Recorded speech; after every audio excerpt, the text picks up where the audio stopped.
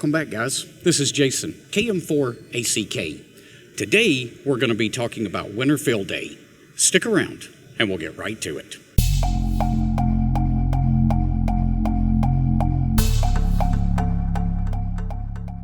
Real quick, before we get going today, I've got to give a shout out to these guys. They're my latest patrons over on Patreon.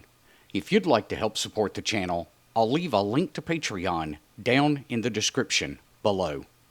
So we're here at Huntsville Hamfest this weekend, and I'm standing here with Marvin, W0MET. He is the new quote-unquote owner of Winter Field Day. It has transitioned, and I wanted to see if I could get you guys a little bit of information on that.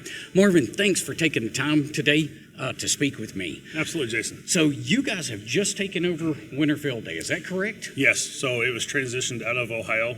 They were kind of willing to give it up, and they've been doing that for a number of years.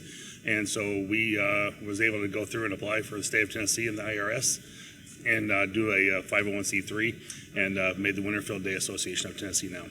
Outstanding.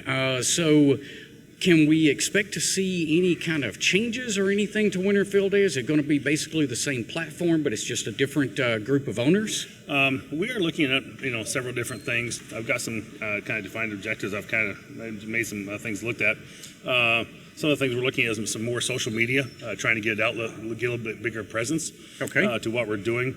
You're going to see us at more Hamfest and having tables and presence there, as well as reaching out to people like yourself and others and getting a promotion through YouTube and social media outlets.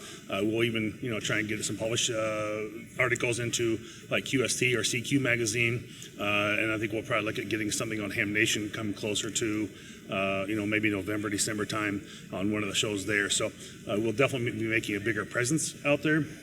Some of the changes we're looking at, we've revamped the website. We're going to continue to revamp that. A lot of changes coming around that. We're also looking at, we've made some minor changes to the logo. You probably won't notice much, but even simple things like the handles on the backpack going around the polar bear now is something we've added. And, we're trying to get some clarification around some of the rules and create a frequently asked questions section on the website, so we have a better clarification for people, because people get confused about whether they're 2 indoors or 2 outdoors and how that works and things like that. So we're going to get some more clarification around some of those things. And then finally, we're bouncing around some other ideas, but those are things that we haven't really public released yet, and the board will have to discuss and do some final approval on first. Okay, so I've been a big fan of Winter Field Day ever since I discovered it probably 3 years ago. One of my favorite things about Winter Field Day is it is strictly focused on emergency or promoting emergency communications. Are you guys going to change that? No. One of the requests that came from the prior board was that we keep some of that same focus the same. And I have promised and guarantee them that we will continue to drive this as an emergency communication exercise, and that we want to continue to keep those elements that they had in place the same. And so we will look at doing that. One of the things we're kind of tying this around is maybe making it, release this as more of a objective-based versus more of a contest-based as a potential possible change that we're looking at.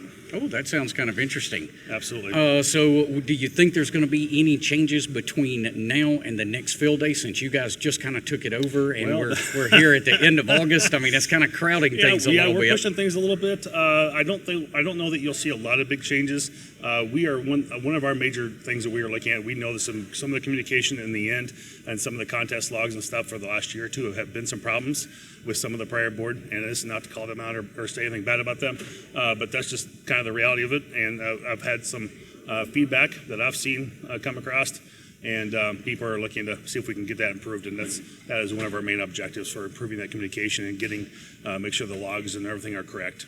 Okay, now if somebody's got a question, they want some clarification, how could they reach out to the Winter Field Day Committee? So they can reach out to us at WFDA@winterfieldday.com, or they can contact us through the website, and using that contact page on the website, it will come directly to us in our emails, and they can get a direct reply from us. Okay, outstanding. Marvin, thank you so much for taking the time today. Absolutely. I appreciate that, Jason. Thank you. And guys, that's a wrap. We'll see you on the next one.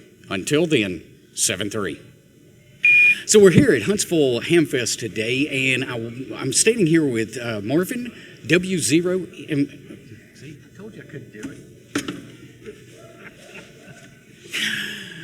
Take two. Yeah, take 3, take 6.